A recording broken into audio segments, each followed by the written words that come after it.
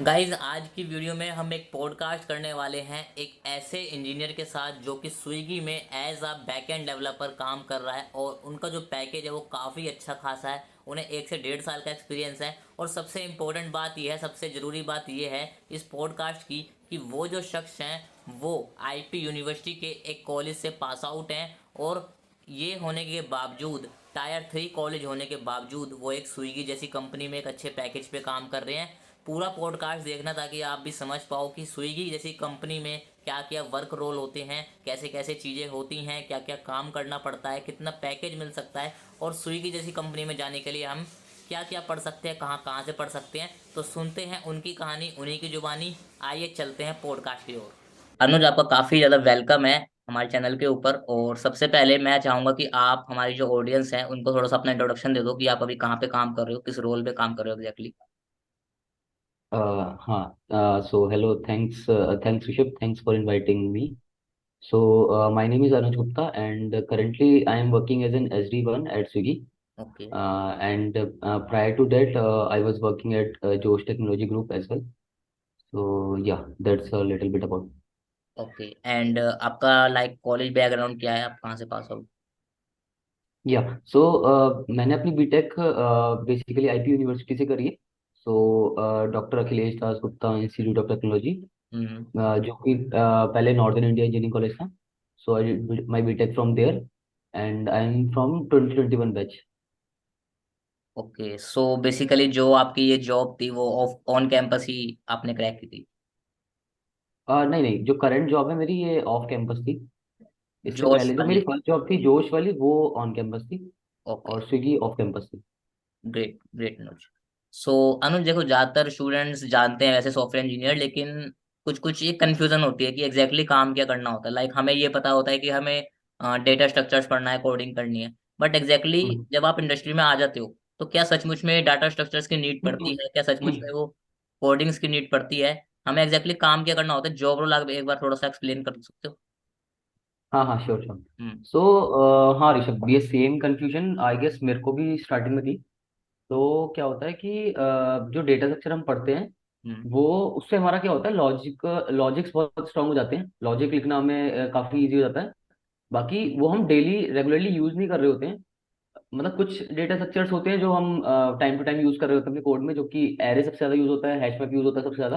ये हम्म। दोनों तो बहुत ज्यादा यूज हो रहे होते हैं। अब बाकी जो हमारा काम होता है वो डिपेंड करता है हमारी टीम के ऊपर, कंपनी के ऊपर, प्रोजेक्ट के ऊपर। तो जैसे सपोज जो मेरी फर्स्ट कंपनी थी जोश, तो वहां पर मेरा जो रोल था वो फुल स्टैक था। तो मैं उसमें फ्रंट एंड बैक एंड दोनों पे काम करता था। और अभी करंटली स्विगी में मैं सिर्फ बैक एंड पे काम करता हूँ। सो जॉब मतलब रोल थोड़ा थोड़ा चेंज हो सकता है प्रोजेक्ट और टीम के अकॉर्डिंगली। बट हाँ, मतलब डेटा स्ट्रक्चर का एज सच रेगुलर यूज नहीं होता। बट हम्म। हाँ, वो इम्पोर्टेंट बहुत है क्योंकि उससे हमारा लॉजिक स्ट्रांग होता है बहुत ज़्यादा। और हाँ, मतलब हम रेगुलर बेसिकली अगर हमारा डेटा स्ट्रक्चर वगैरह स्ट्रांग है, एल्गोरिथम स्ट्रांग है, तो हम अच्छा कोड लिखेंगे। सो इसलिए इम्पोर्टेंट है वो। ठीक है, तो बेसिकली मतलब वहाँ पे आपको वर्क किस चीज़ के ऊपर करना होता है? जैसे आप एक एज अ स्टूडेंट अगर कोई सेलेक्ट होता है सॉफ्टवेयर इंजीनियरिंग रोल के लिए, तो हम्म। वर्क उसका एग्जैक्टली क्या होता है? लाइक सेम वर्क होता है हर किसी का या टीम के हिसाब से होता है?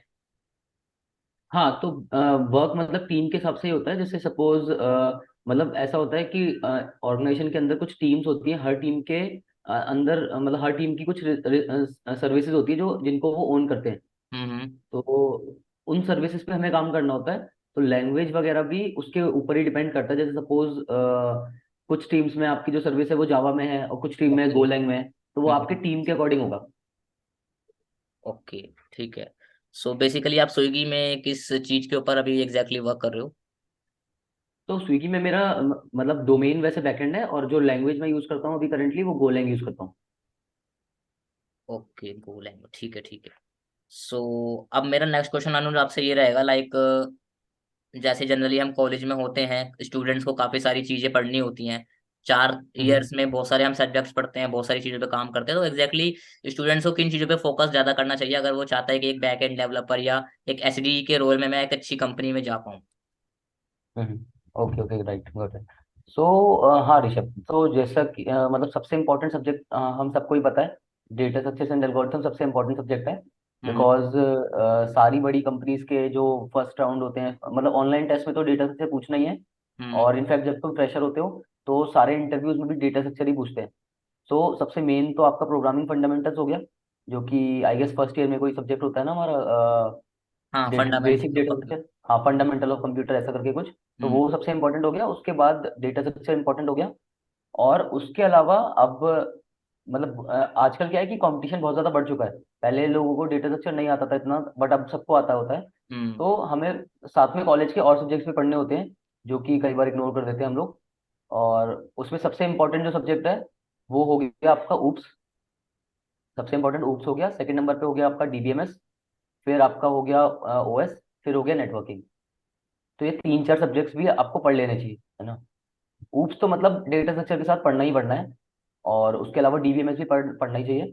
बाकी ओएस और नेटवर्किंग पे भी थोड़ा थोड़ा अगर हम टाइम देते हैं तो लाइक कुछ कुछ इंटरव्यूज में कुछ एमसीक्यूज पूछ लिए जाते हैं। सो हम प्रिपेयर्ड होंगे। Great, great.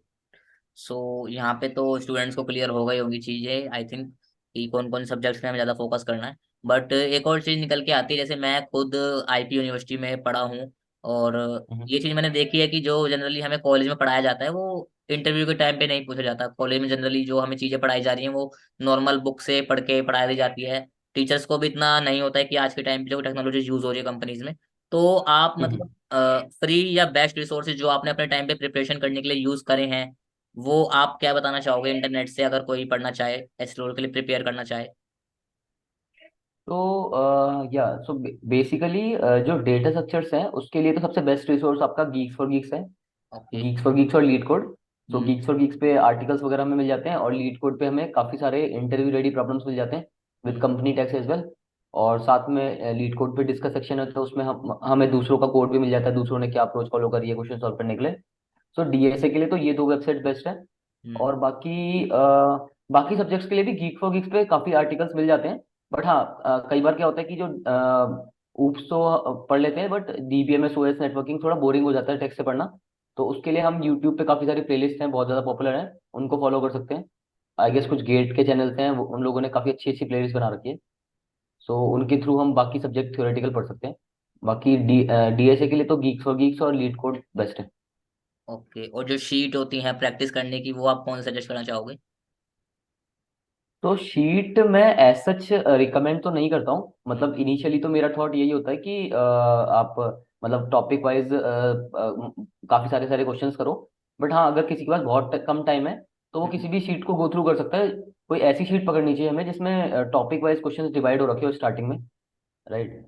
सो अगर आप शीट फॉलो करते भी हो तो स्टार्टिंग में आप शीट को फॉलो करके टॉपिक को समझ सकते हो। बट उसके बाद आपको फिर कॉन्टेस्ट देने चाहिए। मतलब सबसे इंपॉर्टेंट कॉन्टेस्ट होते हैं। बिकॉज जब आप शीट फॉलो कर रहे होते हो तो आपको पता होता है कि ये क्वेश्चन इस टॉपिक का है, तो आपका अप्रोच उसी हिसाब से आता है माइंड में। बट जब आप कॉन्टेस्ट दे रहे होते हैं तो उसमें मिक्स क्वेश्चंस आते हैं। तब वो सोचना इंपॉर्टेंट है उस टाइम पे कि मिक्स क्वेश्चंस आए हैं आपके पास, तो आपको कौन सा डीएस यूज करना है, कौन सा एल्गो यूज करना है। प्लस टाइम की भी लिमिट होती है। जब हम्म। आप ऑनलाइन टेस्ट दे रहे होते हो कंपनीज के, तो उसमें कुछ टाइम लिमिट भी होती है। सो एक बार आपका बेसिक क्लियर हो जाए, वो आप बेसिक आप नॉर्मली टॉपिक वाइज जाके भी कर सकते हो, या किसी एक शीट को उठा के उसको फॉलो करके भी कर सकते हो। बट हम्म। उसके बाद फिर मेन फोकस होना चाहिए हमारा कॉन्टेस्ट के ऊपर। जो लीड कोड पे वीकली कॉन्टेस्ट होते हैं, बाई वीकली होते हैं। ओके। और कोर्टशिप वगैरह पे भी होते हैं, अगर थोड़ा बहुत हाई लेवल पे जाना है सीपी लेवल पे, तो हम्म। कोर्टशिप वगैरह के भी कॉन्टेस्ट दे सकते हैं। ठीक है। सो अनुज, आपने जैसे प्रिपरेशन का बताया, यहाँ से हम कर सकते हैं। लाइक अगर प्रिपरेशन हम्म। करने के साथ ही स्टूडेंट चाहता है कि मुझे इंटर्नशिप का एक्सपीरियंस मिले, रियल वर्ल्ड का एक्सपीरियंस मिले, तो उस हम्म। केस में हमें कौन सी वेबसाइट्स प्रेफर करनी चाहिए, अगर हम थर्ड ईयर में हैं, सेकंड ईयर में हैं, या फोर्थ ईयर में हैं? और अगर हमें जॉब्स भी लेनी है ऑफ कैंपस, अगर हमारा हम्म। कॉलेज अच्छा नहीं है, तो हम कैसे, कौन सी साइट के ऊपर हम जा सकते हैं? तो यार ऋषभ, मतलब थर्ड ईयर में तो आई वुड डेफिनेटली रिकमेंड कि सबको इंटर्नशिप करनी ही चाहिए। वैसे तो इफ सेकंड ईयर में अगर हम डेवलपमेंट वगैरह थोड़ी सीख लेते हैं तो सेकंड में भी कर सकते हैं। हम्म। बट थर्ड में तो डेफिनेटली करनी चाहिए। तो इंटर्नशिप के लिए आई वुड से कि इंटर्नशाला वगैरह पे काफ़ी स्टार्टअप्स मिल जाते हैं हमें। प्लस लिंक्डइन पे काफ़ी इंटर्नशिप्स ओपनिंग मिल जाती हैं। सो हमें हम्म। लिंक्डइन पे तो बहुत एक्टिव रहना चाहिए, क्योंकि वो जो लिंक्डइन पे अगर हम एक्टिव रहते हैं तो वो हमारे इंटर्नशिप के लिए भी बेनिफिशियल होगा, और फुल टाइम करियर के लिए भी बेनिफिशियल होगा। हम्म। आगे जॉब ओपनिंग्स वगैरह भी हमें पता चलती है उससे। सो हम्म। लिंक्डइन हो गया, इंटर्नशाला हो गया। उसके अलावा भी काफ़ी सारी वेबसाइट्स हैं, आई गेस टॉप हायर, इंस्टायर वगैरह। इसमें भी कई बार इंटर्नशिप्स मिल जाती हैं। सो उसको हम देख सकते हैं। Okay, great. So next question मेरा आपसे ये रहेगा अनुज, लाइक आपने जैसे क्रैक करा है रोल, आप स्विगी में काम कर रहे हो, जो मतलब एक हम्म। ड्रीम होता है बच्चों का कि एक ऐसी कंपनी जो काफी ज्यादा नामी है, स्टार्टअप एक अच्छे लेवल पे ग्रो हुआ है। तो लाइक रिज्यूमे हम्म। हमें कैसा सेलेक्ट करना चाहिए, रिज्यूमे कैसा हमें बनाना चाहिए? बिकॉज आज के टाइम ना बहुत सारी वेबसाइट आ गई, टेम्पलेट हमें इजीली मिल जा रहे हैं, बट समझ हम्म। नहीं आ रहा कि, क्योंकि ऐसा होता है ऑफ कैंपस, जब मैं मेरे पर्सनल एक्सपीरियंस रहा है कि ऑफ कैंपस जब हम कंपनीज को भेजते हैं रिज्यूमे, तो सेलेक्ट होने के चांस हम्म। बहुत कम होते हैं कि हमने 50 या 100 कंपनीज को भेजे तब जाके एक दो कंपनीज का हमारे पास रिस्पॉन्स आता है। तो ऐसे क्या हम्म। कीवर्ड्स और हमें यूज करना चाहिए रिज्यूमे में, क्या हमें ऐसे डालना चाहिए जिससे चांसेस हमारे बढ़ जाएं?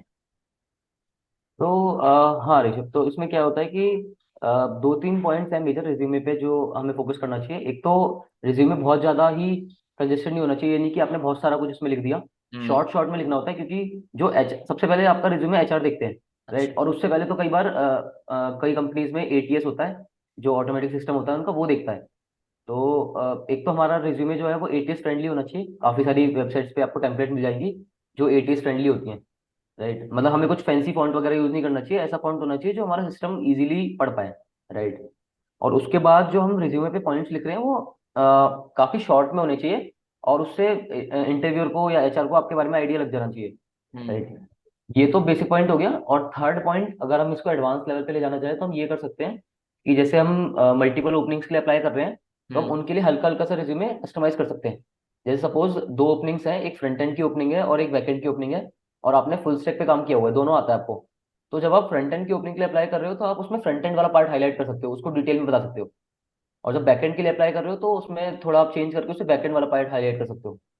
तो इससे क्या होगा कि कंपनी को जो रिक्वायरमेंट है वो मीट हो जाएगी, मतलब उनको वो वाले पॉइंट हाईलाइटेड मिलेंगे। और उस पे फिर मतलब ज्यादा चांस है कि एचआर का आपका मतलब फोकस जाएगा उस पॉइंट पे, और देन आपका रिज्यूमे इजीली शॉर्टलिस्ट होगा। ग्रेट। तो अनुज नेक्स्ट क्वेश्चन मेरा ये रहेगा आपसे, लाइक जैसे आप अभी काम कर रहे हो, आपको अराउंड 1 से 1.5 साल हो गया, तो आपने हम्म। देखा होगा कि जो बड़ी बड़ी कंपनीज हैं, हम ड्रीम देखते हैं, लेकिन वर्क कल्चर रियलिटी में कैसा होता है? क्या वहाँ पे प्रेशर ज्यादा होता है? जो कलीग्स हैं वहाँ, ऐसे हमने सुना है कि पॉलिटिक्स होती है कल्चर में, तो क्या रहता है मतलब वहाँ पे? तो यार ऋषभ, इसका मतलब बहुत ही मतलब इसका कुछ एग्जैक्ट आंसर नहीं हो सकता है। हम्म। ये सब डिपेंड करता है टोटली आपकी कंपनी के ऊपर, प्लस आपकी टीम के ऊपर, प्लस मैनेजर के ऊपर। हम्म। सो मैंने मेरे एक्सपीरियंस में तो अभी ऐसा कुछ आया नहीं है। बट हाँ, मतलब मैंने भी सुना है कई जगह ऐसा होता है। वो वर्क प्रेशर वाली बात है तो जो बिग एमएनसीज होती हैं, जो सारी बड़ी कंपनीज होती है, माइक्रोसॉफ्ट, गूगल, ऑब्वियसली वहाँ पे थोड़ा वर्क प्रेशर कम होता है। और जितने आप छोटे स्टार्टअप्स में जाओगे वहाँ पे ऑब्वियसली वर्क प्रेशर थोड़ा ज़्यादा होगा, क्योंकि इट्स बेसिकली मतलब रेशो होता है। हम्म। जो छोटी कंपनीज है उनके पास काम ज़्यादा है और एम्प्लॉयज़ कम है, बड़ी कंपनीज के पास काम कम है, एम्प्लॉयज़ ज़्यादा है, प्लस उनके पास पैसा भी ज़्यादा है खर्च करने को। तो वहाँ पे वर्क प्रेशर थोड़ा कम रहता है, और जितनी छोटी कंपनी में जाओगे उतना प्रेशर थोड़ा थोड़ा ज़्यादा होगा। बट हाँ, पॉलिटिक्स का तो एज सच मतलब वो टोटली डिपेंडेंट है टीम के ऊपर और मैनेजर के ऊपर। सो ओके, मतलब आपको अभी तक ऐसा कोई एक्सपीरियंस नहीं हुआ जो? नहीं, अभी तक तो ऐसा कुछ नहीं हुआ। Great। तो बहुत ही कम होता होगा आई थिंक आज के टाइम तो। सो हाँ, आई गेस कम होता होगा, क्योंकि या फिर मतलब नॉट श्योर कि छोटी कंपनीज में या तो होता होगा मे बी। हम्म, ठीक है। सो अब मेरा मतलब ये एक अगला क्वेश्चन जो है वो ऐसा है जिससे ज्यादातर स्टूडेंट्स अट्रैक्ट होते हैं इस इंडस्ट्री की तरफ, सॉफ्टवेयर इंजीनियरिंग की तरफ, और वो है हम्म। सैलरी।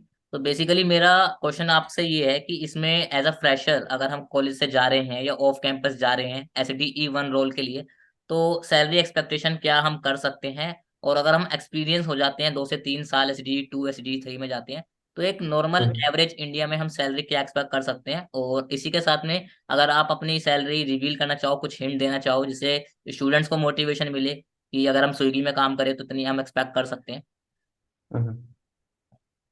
हाँ, सो मतलब सैलरी भी मतलब थोड़ा सब्जेक्टिव क्वेश्चन है। हम्म। डिपेंड करता है कंपनी टू कंपनी। बट हाँ, जनरल जो रेंज रहती है सैलरी की एसडी1 की, वो जो मोस्ट ऑफ दी कंपनीज में अराउंड 10-12 LPA के अराउंड रहती है फॉर अ फ्रेशर।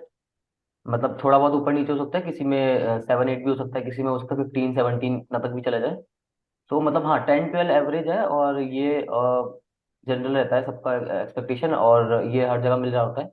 हम्म। तो फ्रेशर के लिए तो इतना हो गया। और मतलब SD2 पे भी आई गेस, मतलब वो हर कंपनी टू कंपनी डिपेंड करेगा। जिस कंपनी का SD1 का अगर पैकेज कम है तो SD2 का भी थोड़ा कम रहेगा। बट हाँ, SD2 का 25+ रहता ही है, बेस जो होता है। और हाँ, my salary something close to, like CTC something close to 30। Okay. तो या दैट्स इट। ओके, और आप ये चीज क्लियर करना चाहोगे स्टूडेंट्स को? वैसे चीजें क्लियर होंगी थोड़ी बहुत कि सीटीसी जो होता है वो, उसका मतलब ये नहीं होता कि आपको इन हैंड सैलरी मिल रही है, उसका मतलब में काफी सारे कंपोनेंट्स होते हैं। तो अगर आप उसको थोड़ा हाँ सा हाँ क्लियर राइट। करना चाहो। हाँ श्योर श्योर। सो बेसिकली क्या होता है, CTC is cost to company. So मतलब इसमें सारा खर्चा काउंट होता है जो कंपनी आपके ऊपर करती है for like having you as an employee. So उसमें क्या होता है, एक तो बेस सैलरी होती है जो आपको पर मतलब मतलब कैश सैलरी मिल रही होती है हर महीने आपके अकाउंट में। ये एक कंपोनेंट होता है। दूसरा एक कंपोनेंट होता है कुछ ज्वाइनिंग बोनस होता है। जैसे सपोज आप न्यू कंपनी ज्वाइन कर रहे हो तो आपको ज्वाइनिंग बोनस मिलता है।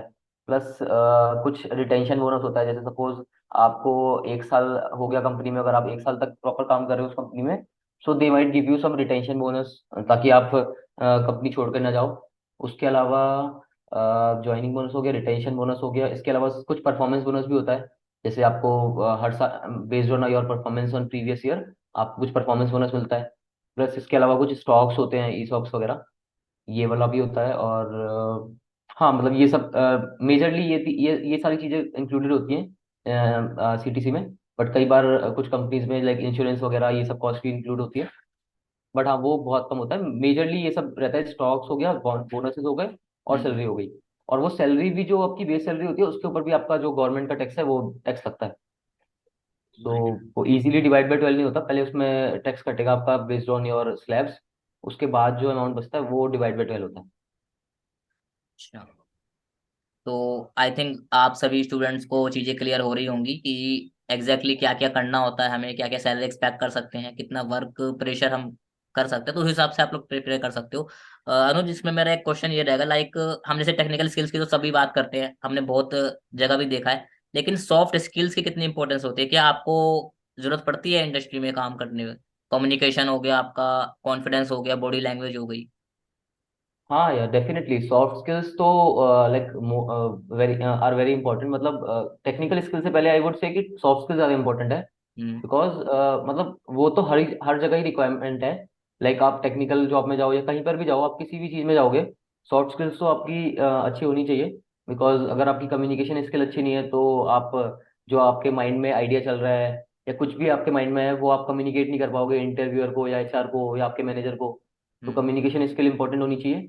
प्लस कॉन्फिडेंस भी डेफिनेटली होना चाहिए। लाइक आपको इंडस्ट्री में जाने के बाद मे बी आपको कुछ प्रेजेंटेशन वगैरह देनी हो आपकी ऑर्गेनाइजेशन के लाइक काफी सारे लोगों के सामने। प्लस मे बी आपको कुछ KT सेशंस देने हो तो उसमें कॉन्फिडेंस भी होना चाहिए। एंड बॉडी लैंग्वेज भी डेफिनेटली होनी चाहिए like good. Then only you will be able to communicate better. तो सॉफ्ट स्किल्स तो मतलब वेरी इंपॉर्टेंट। सो ये भी चीजें काफी स्टूडेंट्स इग्नोर करते हैं, तो ये इम्पोर्टेंट था। सो अनुज, राइट। अब लास्ट आपसे यही है कि आप फाइनल एडवाइस क्या देना चाहोगे जो फर्स्ट ईयर कॉलेज स्टूडेंट है, और जनरली टायर 3 कॉलेज में, जैसे आप भी आईपी यूनिवर्सिटी से हो, मैं आईपी यूनिवर्सिटी से पास आउट हुआ हूँ, तो एक डिमोटिवेशन रहता है कि यार हम टायर 3 कॉलेज से हैं, हमें पैकेज कम हम्म मिलेगा, हमें अपॉर्चुनिटी नहीं मिलेगी। तो एक एडवाइस क्या हम्म। देना चाहोगे जो एक फ्रेशर आ रहा है कॉलेज में? या सो यार मतलब मेन तो शॉर्ट में तो सबसे पहले मैं ये बोलूंगा कि हम्म। डीमोटिवेट तो हमें बिल्कुल नहीं होना चाहिए। राइट। मतलब हम मे बी टायर 3 कॉलेज से हैं अभी, but I have seen a lot of examples जिसमें Tier 3 के जो लोग होते हैं वो आगे जाके लाइक 2-3 इयर्स बाद वो नॉर्मली Tier 1 Tier 2 कॉलेज के लोगों के साथ ही काम कर रहे होते हैं। हम्म। I myself is an example. Like I am also working in a good company with Tier 1, like people from Tier 1 colleges. So demotivate तो बिल्कुल ही नहीं होना है। बिकॉज डीमोटिवेट होके कुछ फायदा नहीं है। लाइक मेरा मेन पॉइंट ये है कि हमें किसी चीज के बारे में जब सोचना चाहिए जब अगर हमारे सोचने से कुछ हम कंट्रोल कर सके। अगर हमें Tier 3 कॉलेज मिला है और हम उसको चेंज नहीं कर सकते हैं, सो उस पर फोकस ही नहीं करना चाहिए। अगर हम किसी का लाइक गोल है Tier 1 में जाने का और वो दोबारा से JEE वगैरह प्रिपेयर करना चाहता है तो वो सोच सकता है। बट अदरवाइज हमें फिर उन चीज़ों पे फोकस करना चाहिए जिससे हमारी आगे की लाइफ बेटर हो सके। सो लाइक अगर कोई फर्स्ट ईयर का स्टूडेंट है तो मैं ये बोलूंगा कि अगर प्रोग्रामिंग बेसिक नहीं आता है तो अगर IT में इंटरेस्ट है सबसे पहले तो सबसे पहले तो प्रोग्रामिंग बेसिक तो सीखना ही चाहिए फर्स्ट ईयर में। और उसके अलावा आई वुड से कि डीएसए भी स्टार्ट कर दो फर्स्ट ईयर में थोड़ा थोड़ा। एंड या डीएसए फर्स्ट ईयर में कर सकते हैं। उसके बाद सेकेंड ईयर से आई वुड से कि कुछ डेवलपमेंट वगैरह पे कर लो। वैसे तो अगर फर्स्ट ईयर में टाइम मिले तो फर्स्ट ईयर में भी कर सकते हैं डेवलपमेंट वगैरह पे। और सेकेंड ईयर में कुछ डेवलपमेंट्स वगैरह करो और अपने प्रोजेक्ट्स वगैरह बनाओ, रिज्यूमे बढ़िया करो। मे बी आपको सेकेंड ईयर में इंटर्नशिप मिल जाए। अच्छी बहुत बड़ी कंपनी ना मिले बट स्टार्टअप मिल सकता है कोई। और स्टार्टअप में लर्निंग बहुत होती है। तो सेकेंड ईयर में आप इंटर्नशिप वगैरह कर सकते हो, थर्ड में भी इंटर्नशिप कर सकते हो। और फिर आप अपने डीएसए जो वाला जो जर्नी है उसको कंटिन्यू रखो। और जो मैंने कोर सब्जेक्ट्स बोले थे इंपॉर्टेंट, उनको पढ़ते रहो। तो डेफिनेटली मतलब जॉब तो लगी जाएगी एक ना एक दिन। और अगर स्टार्टिंग में कोई अच्छी कंपनी नहीं भी मिलती है तो जो मिल रहा है उसको ज्वाइन करो। लाइक खाली बैठने से बेटर है कि कुछ तो एक्सपीरियंस मिलेगा। और maybe after like 1 or 2 year you can switch to a good company.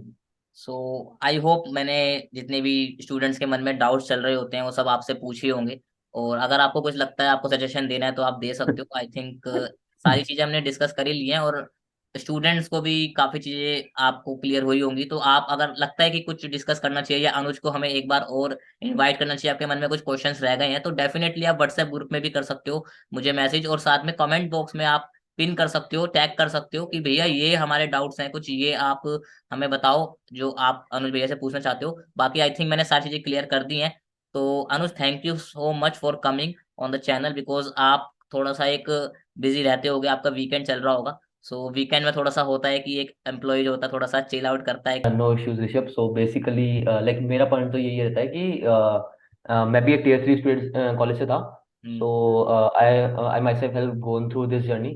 सो मैं हमेशा ट्राई करता हूँ कि टियर 3 वालों की like if I can help in any way, so I would definitely do that. So it was yeah good good to like share my experience with great. So Anuj, अगर आपसे कोई कनेक्ट करना चाहता है पर्सनली, आपसे कोई पूछना यू। चाहता है, तो आपके पास हो पाएगा टाइम, या आप कुछ अपने शेयर करना चाहोगे लिंक्डइन प्रोफाइल या इंस्टाग्राम प्रोफाइल या कुछ?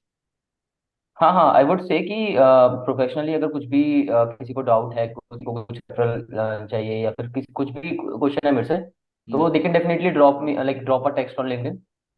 आई will share my LinkedIn profile with you. और आई थिंक आपके पास होगा मेरा लिंक्डइन प्रोफाइल, हाँ यू हाँ, कैन मैं add that description in the में डिस्क्रिप्शन। डिस्क्रिप्शन में मेंशन कर दूंगा।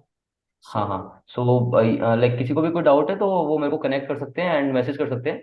मे बी मैं सेम डे रिप्लाई ना करूँ, 1-2 दिन बाद रिप्लाई करूँ, बट हाँ आई वुड डेफिनेटली रिप्लाई। मैक्स से मैक्स ये होगा कि मैं वीकेंड पे रिप्लाई करूंगा, बट हाँ रिप्लाई मैं जरूर करता हूँ सबका। Great great. आई होप आप सबको पॉडकास्ट काफ़ी पसंद आया होगा। अगर आप चैनल पर फर्स्ट टाइम आए हो तो मैं आपको बता दूं, आपको आने वाली वीडियोस में ऐसे ही और पॉडकास्ट मिलने वाले हैं, जिससे आपकी कॉलेज लाइफ बहुत आसान हो जाएगी। आपको जानकारी मिल जाएगी कि आप कैसे अच्छी जॉब क्रैक कर सकते हो अपने कॉलेज के बाद। इसी के साथ में अगर आप स्कॉलरशिप के लिए फाइंड आउट कर रहे हो तो इस चैनल पे आपको स्कॉलरशिप की सारी वीडियोस मिलती रहती हैं टाइम टू टाइम पे। तो चैनल को सब्सक्राइब कर लेना रेड बटन को दबा के। इसी के साथ में वीडियो को लाइक नहीं किया है तो फटाफट से लाइक कर देना, सो दैट मुझे पता चल पाए आप वीडियो को कितनी अच्छी तरीके से देख पा रहे हो। और कोई भी डाउट है तो कमेंट करना बिल्कुल ही मत भूलना। मिलते हैं इसी के साथ अगले पॉडकास्ट में। जब तक के लिए stay smart, take care of yourself, good bye.